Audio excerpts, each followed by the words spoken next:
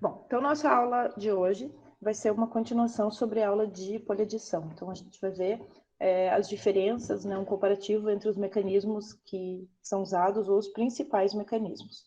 Então esses são os 4 principais mecanismos de reação de poliadição.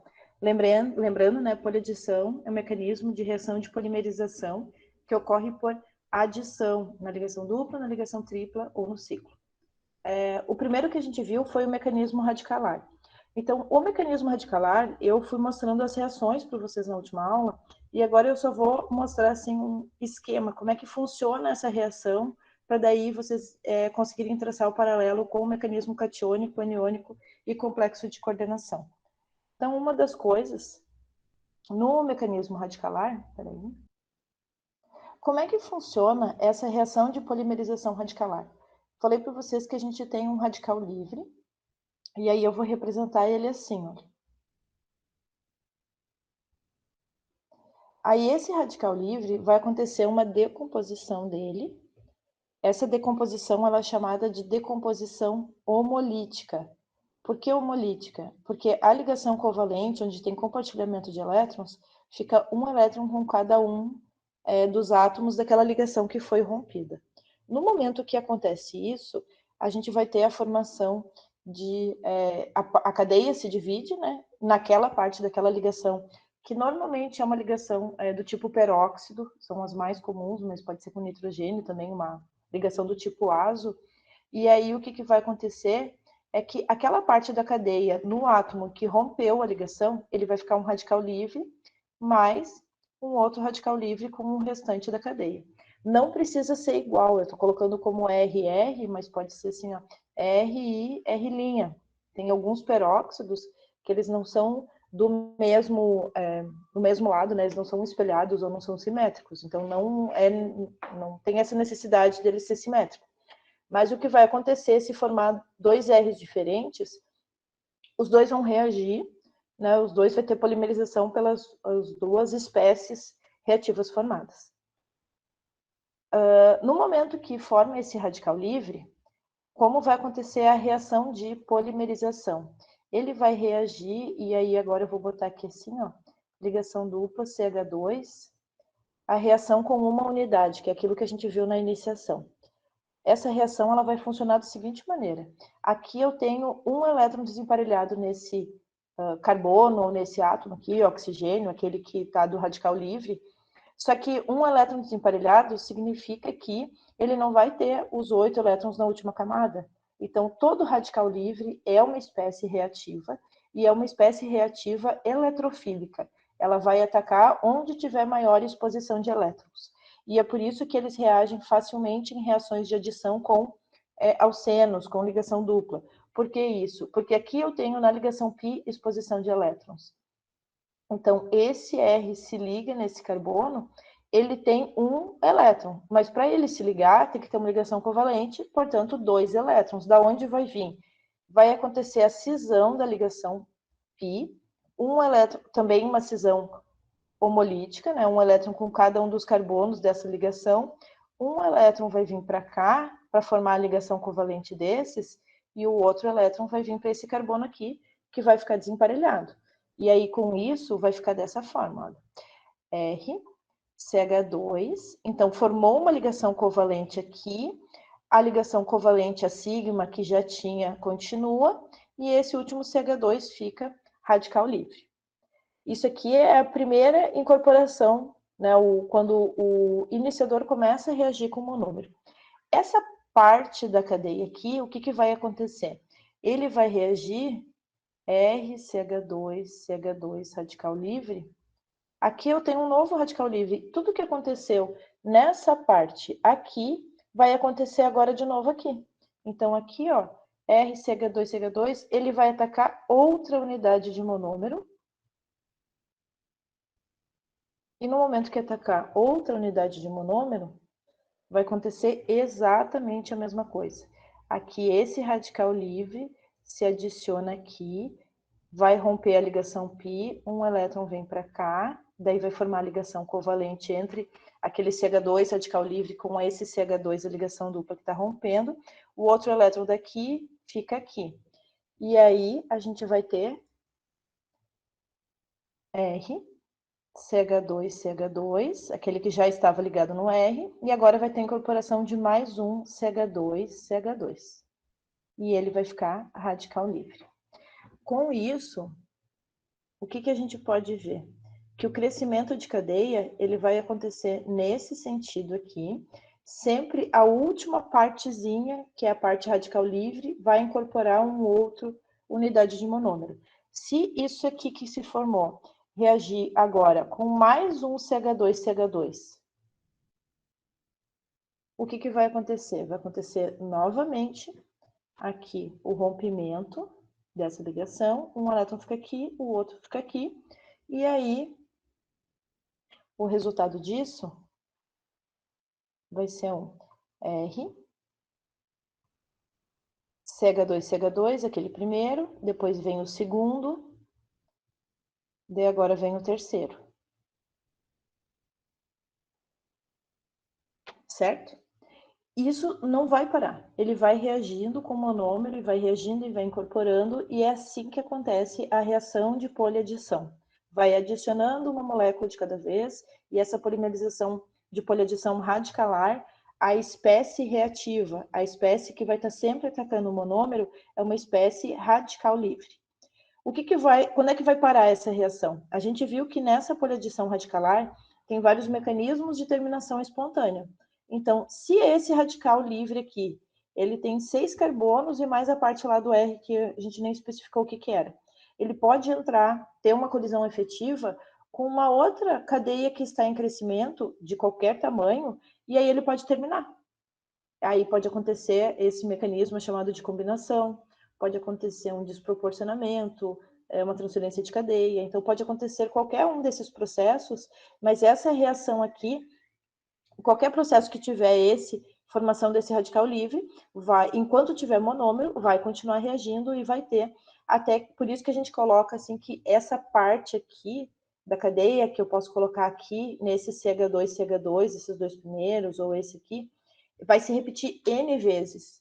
Então, vai tendo uma incorporação aqui, a gente incorporou uma, duas, três, e isso vai se repetir até que fique um tamanho de cadeia muito grande, e aí esse material já está classificado como polímero. Então, é assim que funciona a polimerização radicalar. Agora a gente vai ver a polimerização catiônica. Como é que funciona esse mecanismo catiônico? Se aqui a gente viu que o que ataca a ligação dupla é um radical livre, no catiônico o que vai acontecer é que vai ser um cátion que vai fazer isso. Um cátion vai atacar a ligação dupla. Esse cátion, quando ele ataca a ligação dupla, ele vai funcionar da seguinte maneira. Aqui eu vou ter um iniciador, que eu vou colocar ele como sendo... eu vou mostrar com um exemplo real, acho que fica mais fácil. E para fazer esse exemplo da iniciação, eu vou pegar um cloreto de terquibutila.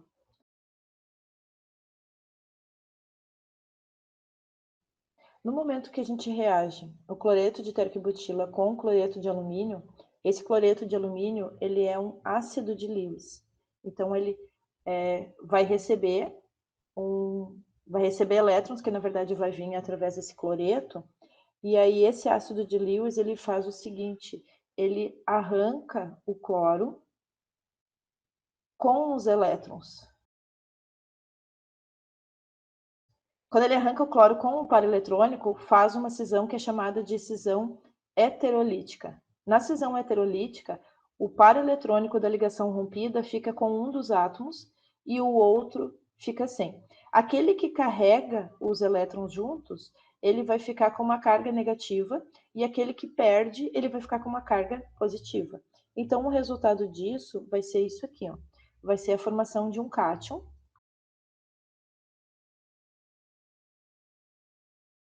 E aí esse cátion, ele vai estar como se fosse uma formação de um sal. Ele vai ter um contra-íon dele, que é o AlCl4-.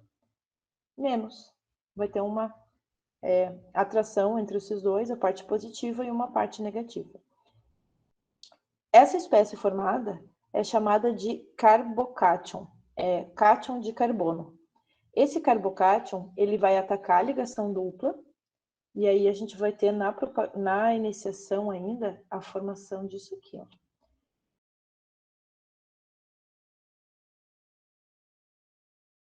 Como é que vai funcionar depois que forma esse carbocátion e ele está em contato com o alceno?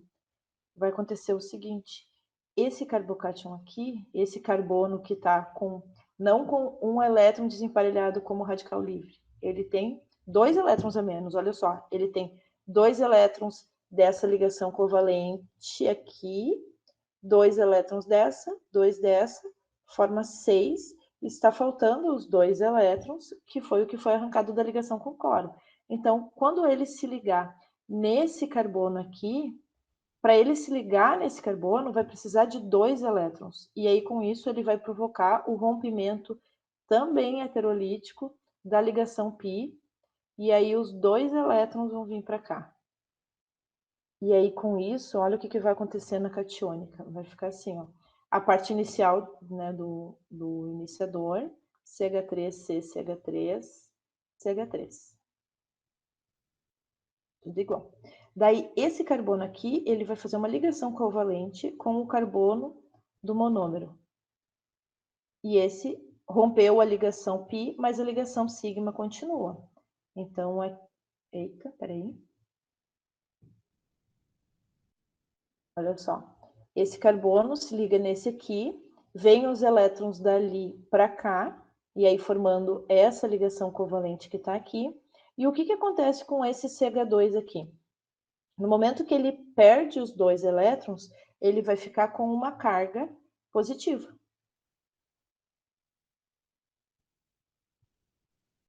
Certo? Então, agora esse é o novo carbocátion, que é o que vai continuar reagindo durante a propagação. O que é importante aqui, que eu vou fazer agora em verde? Sempre que a gente tem a formação dessa espécie, que é uma espécie com carga, uma espécie iônica de carbono, carbocátion, carbônio, ele vai ter sempre um contra-íon. Esse AlCl4-, ele vai estar sempre acompanhando esse último carbono.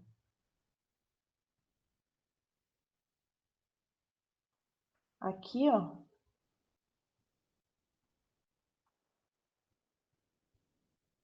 Ele vai ser o contra-íon desse carbocátion formado, até porque é uma espécie, né? Dentro do meio, tu vai tem uma parte aqui que é uma parte polarizada, mas o contexto todo ele é neutro, né? Se tem uma carga positiva, tem uma carga negativa que está acompanhando ele. Como é que vai funcionar depois a propagação dessa reação? Eu nem vou escrever propagação, mas eu vou fazer só a continuação. Na propagação, vocês iam escrever mais N moléculas de CH2, mas aí a gente já vai fazer o seguinte, ó. A ideia da propagação, ou como funciona essa reação, aqui é a parte inicial, daí ele ficou CH2, CH2+, esse CH2, CH2+, ele vai reagir com outro monômero. E o que vai acontecer? A mesma coisa, vai vir para cá, vai romper aqui, vai vir os elétrons para cá. Esse aqui que perdeu esse carbono que perde o par eletrônico vai ficar com a carga positiva. Então, com isso, nós temos CH3, CC.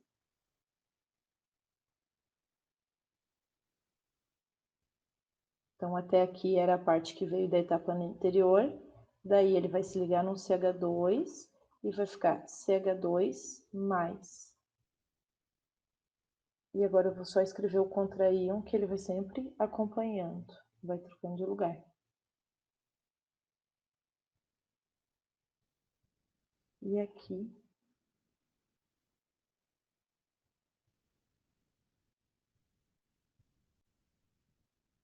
Certo? Se acontecer aqui, entra mais um. Mais CH2, dupla CH2. Rompe a ligação π, par eletrônico, vem para cá, esse aqui vem para cá.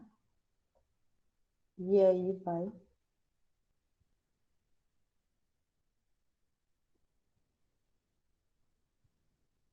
Deixa eu só colocar aqui que alguém mandou mensagem.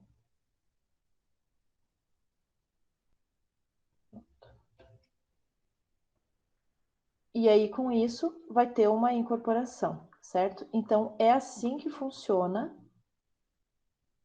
o mecanismo catiônico, sempre formando um carbocátion no último monômero que entra.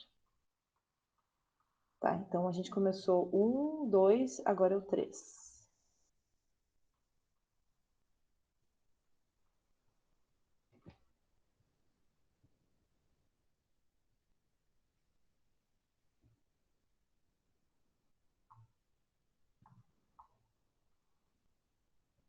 Pronto, certo? Então, com isso, na propagação vai acontecer o quê? Vai acontecer aqui na iniciação, entrou uma molécula de monômero. Então, isso é o que é considerada como reação de iniciação. Então, a reação de iniciação, ela termina aqui. Aqui em diante é a propagação. Que eu não vou escrever. Aqui em diante é a propagação, então que vai ter a entrada de N moléculas de monômero. Então eu mostrei, entrou mais uma, se entrar mais uma, vai ser aqui na continuação, CH2, CH2, mais na ponta, depois vai entrar mais um, e assim por diante. Ele sempre vai se deslocar e vai estar próximo da carga positiva formada. Então, ó, tá vendo como ele vai se afastando daquele terc-butil do início? Porque o terc-butil ele não tem mais carga. No momento que ele se liga, forma uma ligação covalente, não tem mais carga aqui. Assim como esse CH2, que é o quarto carbono, se a gente conta a partir desse CH3 aqui é ele que está positivo e o contra-íon ele está próximo dele. Mas nessa etapa ele já está lá no sexto carbono. Certo? Então, esse AlCl4-, vocês até vão achar em alguns livros, às vezes eles nem demonstram isso, porque é uma coisa assim. O que vai estar ligado naquele mais ali? Vai estar tanto que ele é chamado de contra-íon. O que é importante é vocês entenderem assim, ó, como a diferença, né? No outro a gente tinha o radical livre que atacava a ligação dupla. Agora não, a gente tem um outro tipo de espécie que está atacando a ligação dupla, que é um cátion. Que como é uma reação de polimerização, vai ser sempre, né, mesmo que no início não tivesse sido um carbono, fosse uma outra espécie positiva, por exemplo, hidrogênio, poderia ser hidrogênio, o que vai ter um crescimento da cadeia durante a maior parte dessa reação de polimerização, a carga positiva vai estar com o carbono. Então, vai ser carbocátion atacando um alceno e crescendo a cadeia. Então, agora a gente vai ver o mecanismo aniônico. No mecanismo aniônico funciona assim, ó. A gente vai ter um iniciador que vai ser um iniciador carbanion. Então, antes a gente viu um carbocátion, que é um cátion de carbono. Agora vai ser através de um carbanion, que é um ânion de carbono. Então, eu vou mostrar para vocês qual é o iniciador mais comum para processos de polimerização aniônica. É o N-butil lítio. Então, N-butil, CH3, CH2.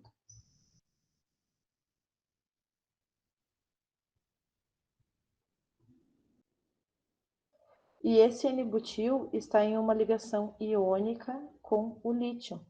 E aí o que acontece? Eu tenho um carbono com carga negativa, que é uma condição não estável. Esse N-butil lítio, ele reage com o monômero da seguinte maneira. Então, como ele é uma espécie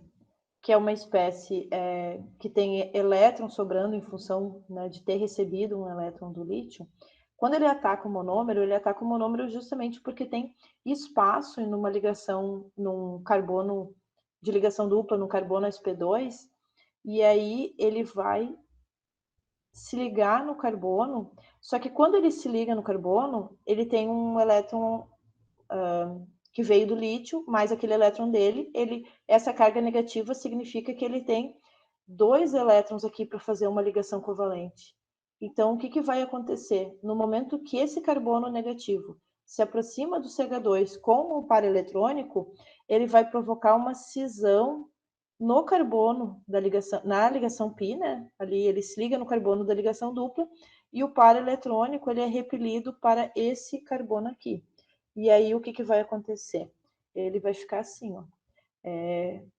A parte do N-butil fica tudo igual, CH3, CH2, CH2, CH2. Isso é o que veio do N-butil. Esse carbânion do N-butil, ele vai se ligar num outro carbono do alceno, que rompe a ligação dupla, mas ele continua com uma ligação sigma, com um CH2, que agora vai ser um CH2 menos, porque o par eletrônico que rompeu a ligação π, o par eletrônico ficou com esse carbono da extremidade, e aí ele fica menos Li+. Na próxima etapa, o que vai acontecer? Depois entrou uma unidade de monômero, formou aquele carbânion ali.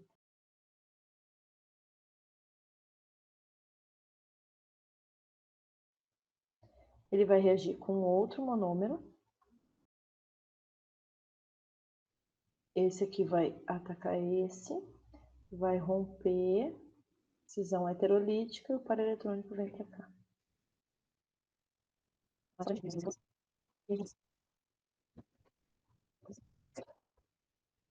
Se aqui, depois que essa espécie aqui é formada, eu estou no meio reacional, tem mais um monte de monômero para reagir, ele vai atacar outro monômero. Vai provocar o rompimento da ligação, π, os dois elétrons vão vir para cá, e esse aqui vem para cá.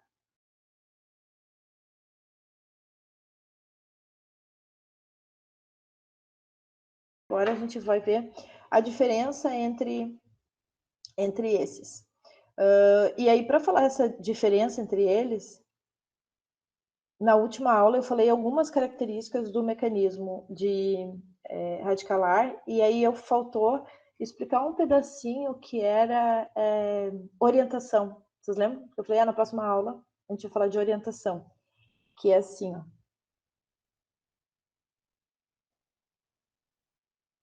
Alguns que já estavam fazendo as UQRs lá e aqueles exercícios vieram me perguntar sobre isso, sobre a questão da orientação. Então, vou botar aqui como sendo uma observação. Orientação.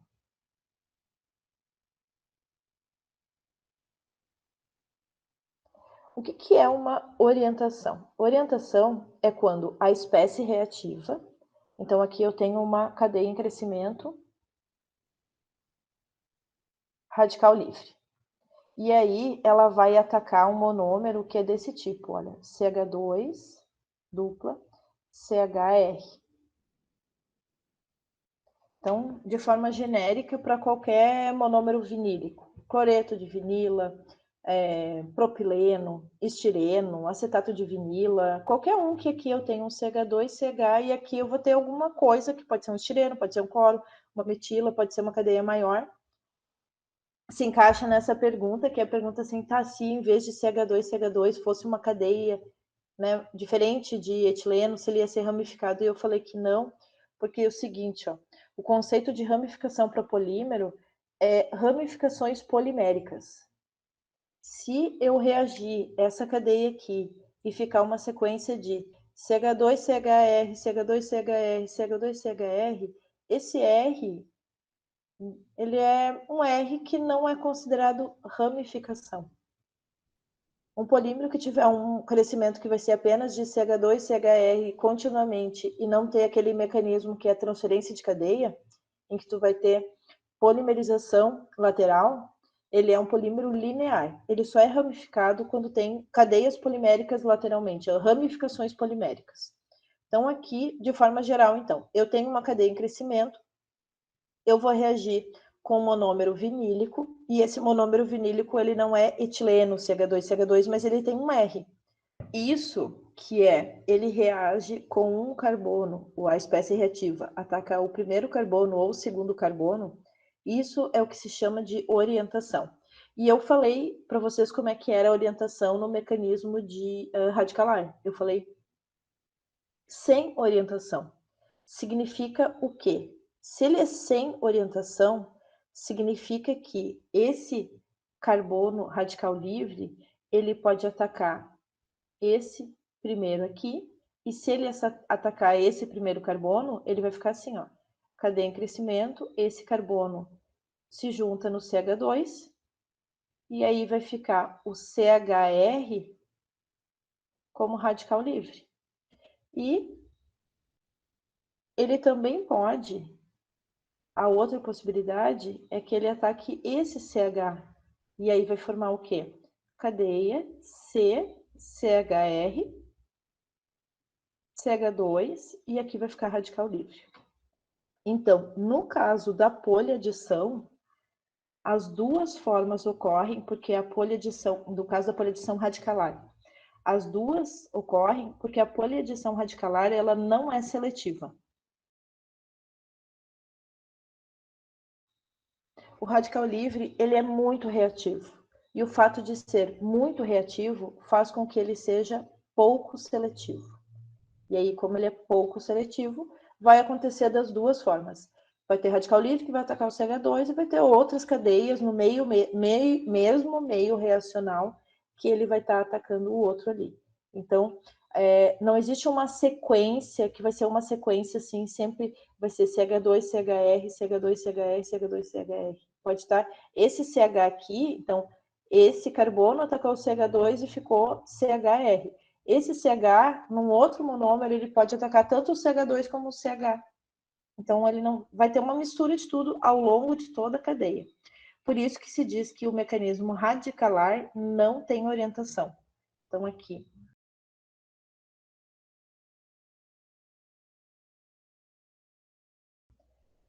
O que seria agora um mecanismo com orientação? O mecanismo com orientação é o que acontece no catiônico e aniônico.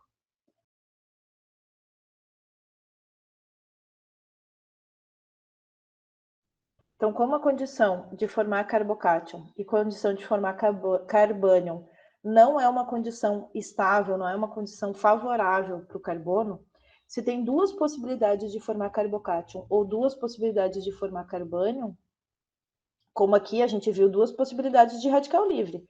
Um radical livre que é um CHR e um outro radical livre que é um CH2. São duas possibilidades. Então, aqui no carbocátion e no carbânion, tem essas duas possibilidades. Qual vai se formar? Aquela que for mais estável. Então, a mais estável se forma, então, preferencialmente, vai ser aquele ali que vai reagir. Então, como é que vai funcionar essa orientação num carbocátion? Exemplo.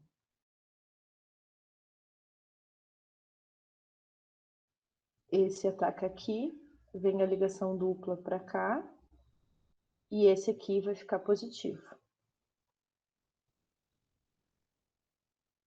E a outra possibilidade é que esse aqui venha para o CH, e aí com esses elétrons irrompe aqui.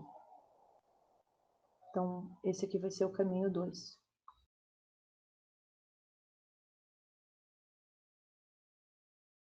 Tá, agora eu vou adicionar uma informação para vocês, que talvez alguns já tinham essa informação.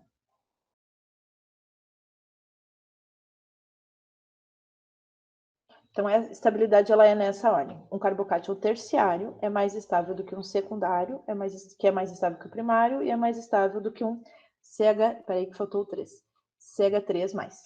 Então, comparando esses dois carbocátions formados, o mais estável é esse aqui, ó. Carbocátion secundário, porque ele está ligado em dois carbonos. Aqui eu tenho um carbocátion secundário e aqui eu tenho um carbocátion primário. Então, esse aqui é mais estável. Então, no caso da reação do mecanismo catiônico, poliadição catiônica, o caminho que vai acontecer é o caminho 1. É esse caminho em que o carbono positivo se liga no CH2 e fica o CH positivo, com o CH3 ali, que vai ser uma substituição ao longo de toda essa cadeia. Qual vai ser a consequência disso? A consequência é que essa cadeia aqui, do mecanismo catiônico, é uma cadeia que vai ser toda orientada, vai ser sempre na mesma ordem, CH2, CH, CH3, CH2, CH, CH3, CH2, CH, CH3, isso, né, infinitamente. Enquanto que no radicalar, não. Vai ter horas que vai ser CH2, CH, CH3, CH, CH3, CH2. Vai ter assim, formas diferentes de se ligar. Então, isso acontece com o catiônico e com o aniônico, daí é diferente. Com o aniônico, o que, que acontece? Entre as possibilidades de aniônico, a ordem ela é diferente. No aniônico,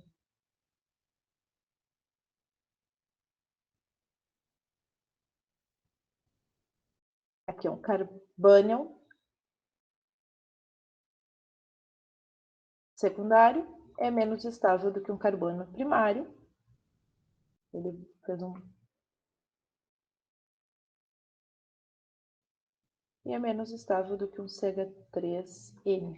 Entendem aqui porque que, olha só, agora vamos comparar os dois. No mecanismo catiônico, qual era o iniciador que a gente usa? A gente usa o cloreto de terquibutila, não é à toa.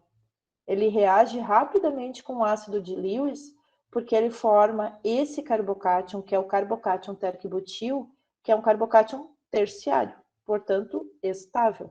Por isso que ele vai se formar e ele vai reagir. Então, esse aqui, a espécie reativa, apesar de um carbocátion não ser uma condição favorável, como ele é um terciário, ele ainda é mais favorável do que se ele fosse secundário ou primário. Então, por isso que ele acontece assim. Agora, aqui, no aniônico, qual foi o exemplo que eu coloquei? Que é o iniciador mais usado em polimerização aniônica, N-butil-lítio. Então, aqui eu tenho um carbânion primário, certo? E aí, dessa forma, é que a gente vai ter a orientação, sempre formando o carbocátion mais estável ou o carbânion mais estável. Aqui, com isso, a gente tem outros ligantes que eles podem influenciar nessa estabilidade de carbocátion ou carbânion. Mas o que a gente vai usar é sempre... porque para fazer uma... Né, vocês não vão entrar num nível de complexidade muito grande, a gente tendo essa informação que é conseguir comparar terciário, secundário, primário, se for carbocátion ou carbânion em relação à estabilidade, isso já é suficiente para que vocês, né, entendam a disciplina de polímeros para os objetivos que a gente tem no quarto ano. Então, agora a gente vai ver o último mecanismo, que é um mecanismo também orientado, que é um mecanismo de complexo de coordenação.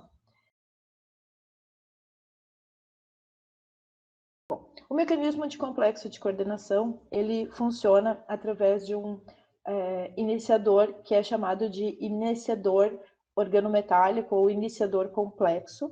E esse iniciador, ele é preparado reagindo também um alquil alumínio com tetracloreto de titânio.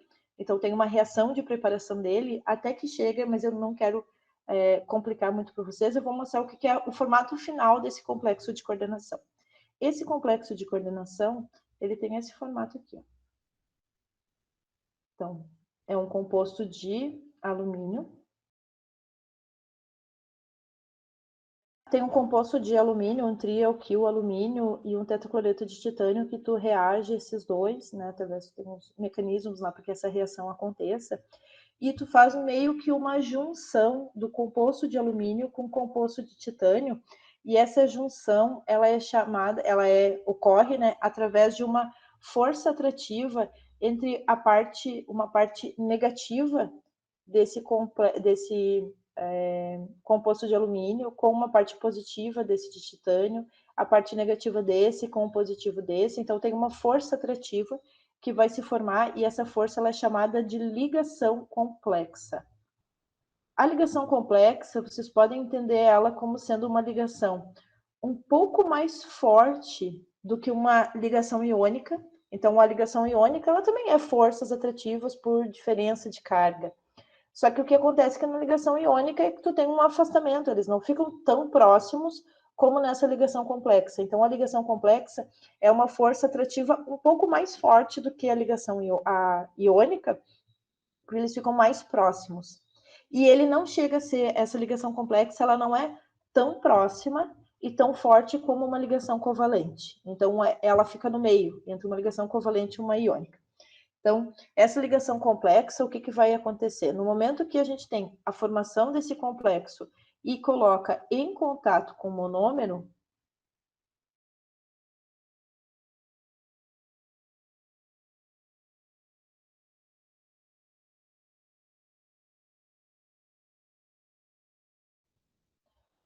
E aí começa a ter um afastamento desse R à medida que esse alceno se aproxima.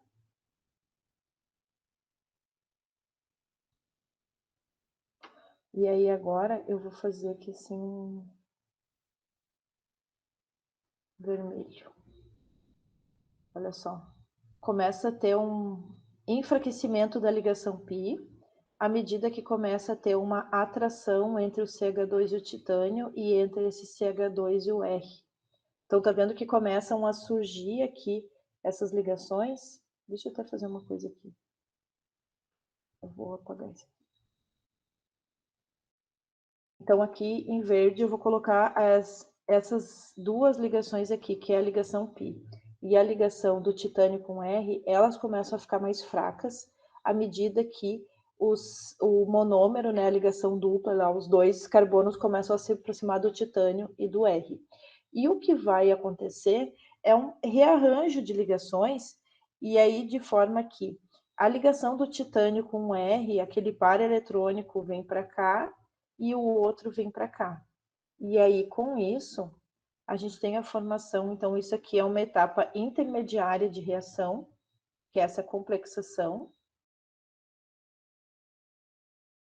Aqui onde a gente tinha o R ligado no titânio, ao invés de ser o R, a gente vai ter o CH2, que é esse CH2 aqui, ó, do monômero que se ligou com o titânio. Esse CH2, então, ele se liga no titânio, ele tem uma ligação sigma com outro CH2, e esse CH2 vai estar ligado com R. Então, a gente vai ter aqui CH2, o outro CH2 no monômero e o R. No momento que entrar uma segunda, deixa eu só colocar aqui a nossa ligação complexa. Isso aqui continua, que é a ligação, né, da formação lá do complexo do catalítico.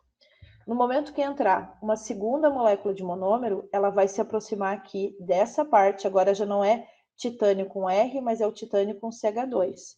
O segundo monômero ele vai se alinhar aqui nessa região, e aí ele vai começar a se aproximar do titânio, se aproximar do CH2, vai enfraquecer a ligação π, e aí vai ter o rearranjo e vai entrar aqui a outra molécula, que vai ser a molécula do CH2. E com isso a gente vai ter esse crescimento de cadeia. Então, do complexo de coordenação, a reação de polimerização ela acontece dessa maneira. Esse processo ele também vai ser orientado. Por que ele vai ser orientado?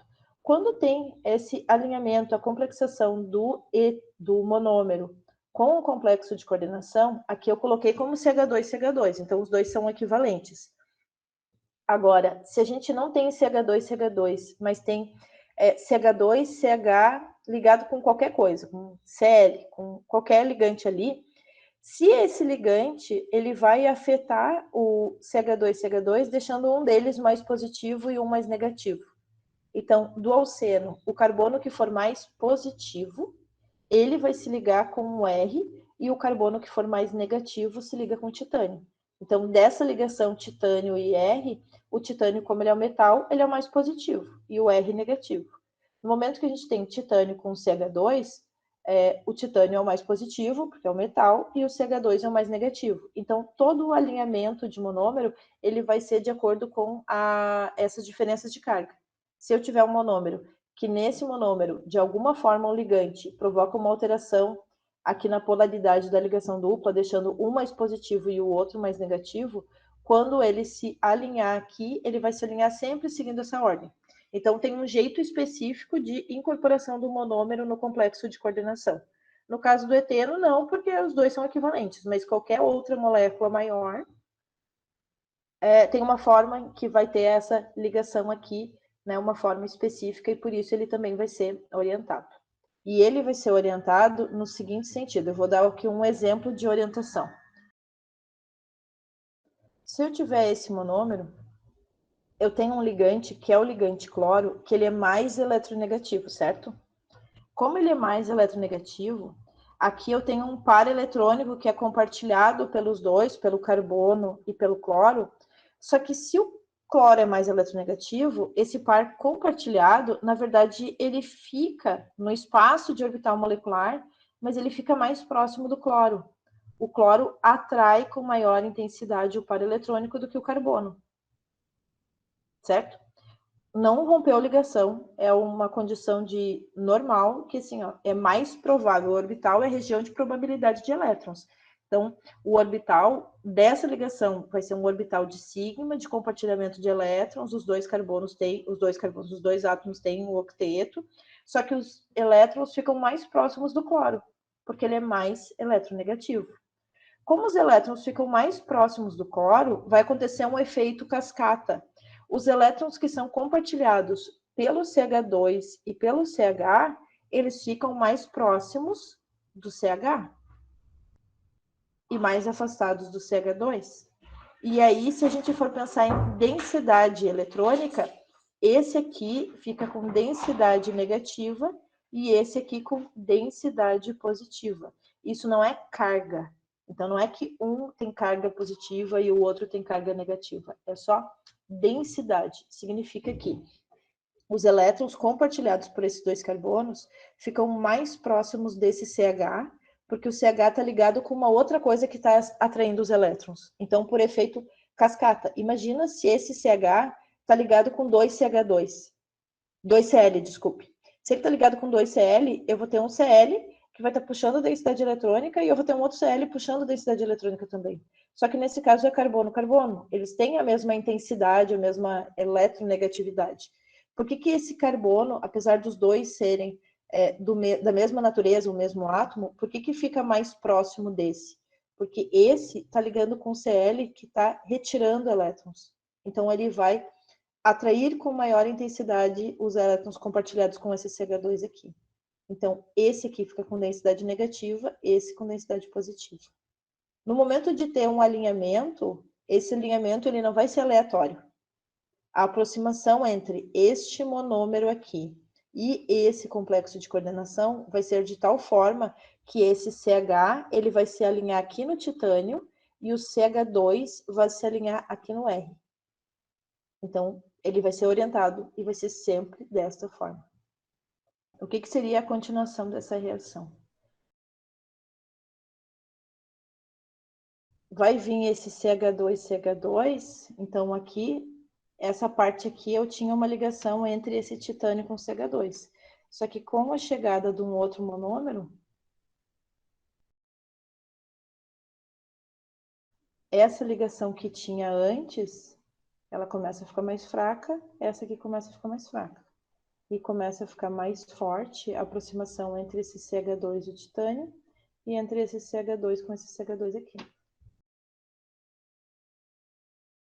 Vai surgir a ligação entre esse CH2 que entrou e ligado nele vai ser a parte do R, olha só. Esse titânio e o CH2 aqui vai surgir uma ligação e entre esse CH2 e esse CH2, então onde eu botei o roxo, vai ser a ligação nova que vai surgir. Então aqui, nesse segundo CH2 do monômero, vai estar ligado um CH2, R. Agora, então a gente não vai fazer, mas vocês imaginam assim, ó, cada uma dessas reações, elas têm iniciação, propagação e terminação. E cada mecanismo desses tem uma forma específica de terminação. Eu vou fazer um quadro só para a gente ter um comparativo entre esses diferentes tipos. Então, assim, cada um desses mecanismos, eles vão ter, então, isso que a gente falou que é a questão de orientação. Mecanismos de terminação espontânea. Como a gente viu o radicalar, vocês já sabem o que é um mecanismo de terminação espontânea. São aqueles mecanismos que, durante a reação, eles não só podem, como eles vão acontecer de forma totalmente aleatória. E a gente tem os mecanismos de terminação controlada, que é quando eu coloco um terminador. Daí eu paro a reação naquele momento que eu quero terminar. Tem alguns mecanismos desses que tem espontâneo, mas todos eles têm mecanismos, têm formas de fazer a terminação controlada. Então, aqui vamos fazer um comparativo. Então, o primeiro aspecto que a gente vai ver sobre esses mecanismos é em relação ao tipo de cadeia. Então, o que acontece em relação ao tipo de cadeia? A gente viu que o mecanismo radicalar, ele tem mecanismo de terminação espontânea, que é chamado de transferência de cadeia. Significa que o radical livre ataca a cadeia polimérica, arranca um hidrogênio e deixa lá no meio da cadeia polimérica um radical livre que vai começar a reagir. Então, ele vai ter um crescimento de cadeia lateral, ele vai ter uma ramificação polimérica. O mecanismo radicalar vai formar, vai gerar uma cadeia ramificada.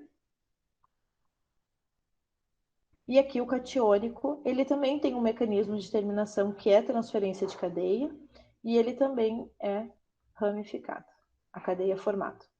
Enquanto que o aniônico, como ele não tem mecanismo de terminação espontânea e o complexo de coordenação também não tem, esses dois geram polímeros lineares. O outro ponto é em relação à massa molar.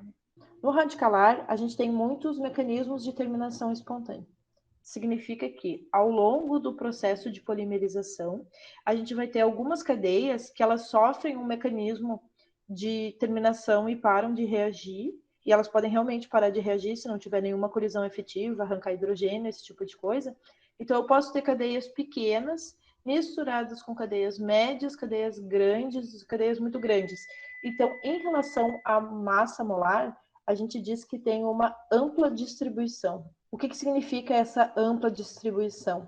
Tamanhos muito diferentes, cadeias pequenas, médias, grandes, enormes, gigantes. O mecanismo catiônico, ele também tem mecanismos de terminação espontânea, só que ele não é tão reativo como um radical livre. Então, aqui ele vai ter uma média distribuição, enquanto que no aniônico, a gente vai ter uma estreita distribuição. Então, ele é bem homogêneo. No mecanismo aniônico, como ele é um mecanismo de terminação controlada, eu adiciono o terminador e eu paro. No momento que eu adicionei o terminador, as cadeias elas estão mais ou menos com o mesmo tamanho. Não tem assim cadeia, vai ter uma distribuição, então vai ter cadeias de tamanhos diferentes, mas são tamanhos diferentes, mas com um valor médio, né, assim, ao redor de um valor médio, então muito próximos daquele valor médio, enquanto que numa distribuição mais ampla, eu posso ter um valor médio de massa molar, mas para fazer aquele valor médio, eu estou somando coisas muito pequenas com coisas muito grandes, enquanto que no aniônico não, ele vai ter uma distribuição estreita, assim como no complexo de coordenação. A gente já falou sobre a questão de orientação, né? O que acontece na orientação? O radicalar vai ser o único que vai formar não orientado. Em relação a cuidados, a gente viu que oxigênio, o oxigênio ele é um terminador da reação radicalar. Então, o que acontece quando se vai fazer uma reação de polimerização radicalar? Tem que ser sem oxigênio. Para ser sem oxigênio, isso é chamado de atmosfera. Então, se vocês olharem, qualquer lugar, a reação foi feita em atmosfera inerte. Essa atmosfera inerte significa que tu vai reagir com no teu reator, tu tem que passar uma corrente ou de nitrogênio ou de argônio. O nitrogênio é o mais utilizado, né? Passa uma atmosfera de nitrogênio, daí tu garante que não vai ter nada de oxigênio. Por que não pode ter nada de oxigênio? Porque o oxigênio desativa o radical livre, e aí ele para a reação. No caso do oxigênio, do catiônico, tem que ser sem água. A gente não viu todas as reações e o mecanismo do catiônico, mas ele tem mecanismos de terminação espontânea. E um desses mecanismos de terminação espontânea, se tiver umidade, ele vai reagir com água.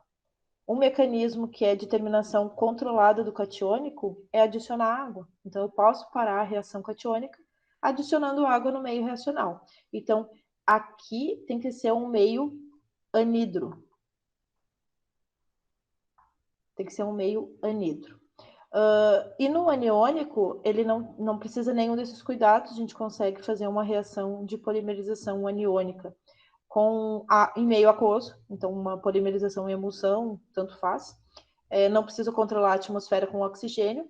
E no complexo de coordenação, precisa das duas coisas. Precisa um meio inerte e anidro, sem oxigênio e sem água.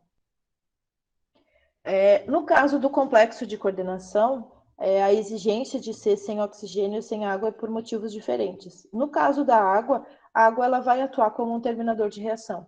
Então, eu posso terminar essa reação do complexo de coordenação adicionando água. Então, a gente tem que fazer toda a reação sem água para a reação não parar. Mas sem oxigênio, porque aquele complexo catalítico, ele entra em combustão em contato com oxigênio. E, por último, a gente tem a última característica, que é polímeros estéreo específicos. E o único que forma polímero estéreo específico é o complexo de coordenação. A gente vai falar um pouquinho mais à frente o que é esse polímero, esse estéreo específico, mas agora eu vou só dar uma palhinha para vocês, que é isso aqui. Ó. O que é um material que não é estéreo específico? Imagine que a gente tem uma longa cadeia de polipropileno. O polipropileno é assim, né? CH2, CH, CH3. Significa que eu vou ter sempre um CH2, daí um carbono com um hidrogênio e uma metila. Aqui eu não vou representar o hidrogênio, eu vou representar só a metila. Uma metila, ela pode estar para cá, para cá. Tá vendo que ela tá sempre... Lembra da isomeria espacial RS? Então, é um tipo de isomeria espacial, esse estéreo específico. Tá. Vocês estão vendo que aqui, o que eu mostrei? Esse aqui, ele é estéreo específico. Esse aqui é um exemplo de estéreo específico. E esse aqui também. Eles são regulares. Aqui eu tenho uma metila, todas para o mesmo plano. Aqui não. Aqui eu tenho em planos alternados. Mas ele ainda é regular, porque eles são alternados. É um para frente, um para trás, um para frente, um para trás. Ele tem uma regra, ele tem uma especificidade. Agora, esse último, ele não tem. E essa característica de ser estéreo específico ou não ser estéreo específico, ele vai gerar algumas características para o polímero, né? Ele vai conferir algumas características, que daí é o que muitas vezes justifica tu usar, por exemplo, o complexo de coordenação e não usar um aniônico. Afinal, os dois dão polímeros lineares, os dois dão estreita distribuição de massa molar. Esse aqui, né, parece ser mais complicado, porque tem que ser sem oxigênio, sem água. Esse catalisador extremamente perigoso. Por que optar por fazer ele e não fazer o aniônico? Qual a principal diferença entre esses dois? Essa questão de ser estéreo específico, que vai influenciar, sim, nas propriedades do polímero.